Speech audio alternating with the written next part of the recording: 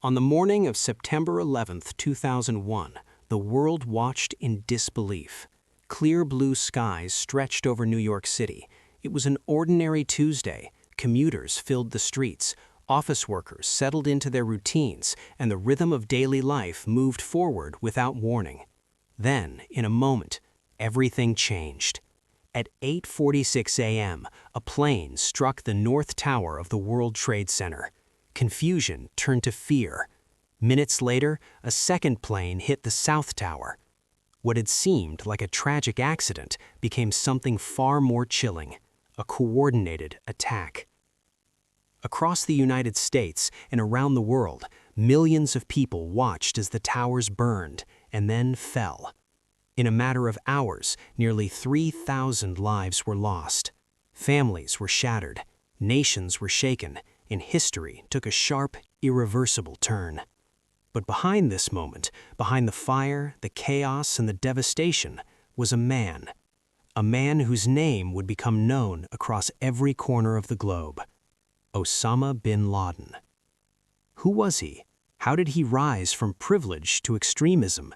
And how did one individual help shape an event that would redefine global politics, security, and conflict for decades to come? To understand the events of 9/11, we must first understand the man behind them. Osama bin Laden was born in 1957 in Saudi Arabia into immense wealth and influence. His father, Mohammed bin Laden, was a construction magnate with close ties to the Saudi royal family.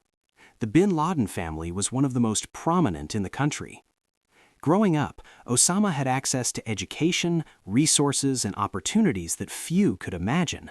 He attended elite schools and later studied economics and business administration. But beneath the surface of privilege, something else was taking shape.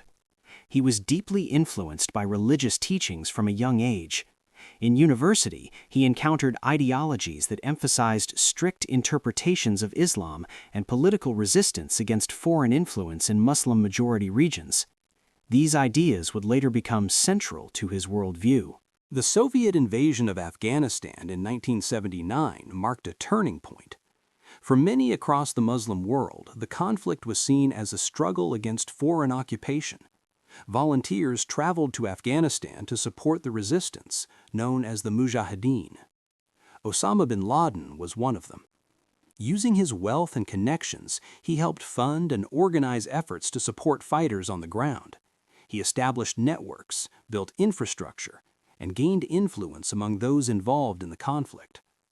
This period transformed him from a wealthy young man into a figure deeply embedded in militant movements. More importantly, it gave him experience, connections, and a sense of purpose. In the aftermath of the Soviet withdrawal, the war in Afghanistan came to an end. But for bin Laden, the struggle did not. It evolved. He became increasingly focused on what he saw as broader geopolitical conflicts involving Western influence in Muslim countries. During this time, he helped form a network that would later become known as al-Qaeda. This organization was not just a group, it was an idea, a decentralized network with a global vision, capable of operating across borders. Throughout the 1990s, al-Qaeda was linked to several attacks targeting U.S. interests, including embassies and military installations. Each event signaled a growing threat. The planning of the September 11th attacks was complex, deliberate, and years in the making. It involved coordination across multiple countries, careful selection of targets, and extensive preparation. The goal was not only to cause destruction, but to send a message, to create fear, to provoke a response. On that September morning, 4 planes were hijacked. 2 struck the Twin Towers in New York City.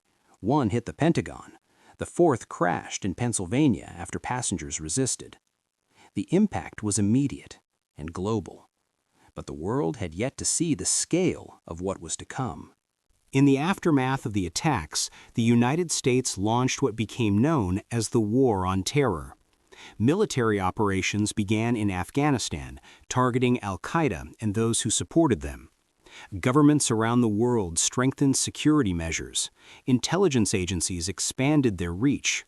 Airports changed, borders tightened, surveillance increased. The effects were felt everywhere. 9/11 was not just an event, it was a turning point that reshaped international relations, security policies, and public consciousness. For nearly a decade, Osama bin Laden remained one of the most wanted individuals in the world.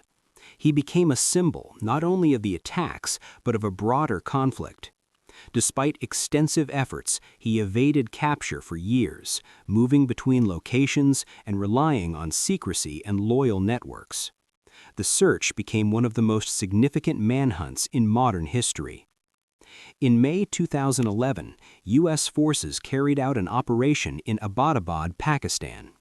After years of intelligence gathering and surveillance, they located bin Laden in a compound where he had been living. The operation marked the end of his life, but not the end of the impact he had set in motion.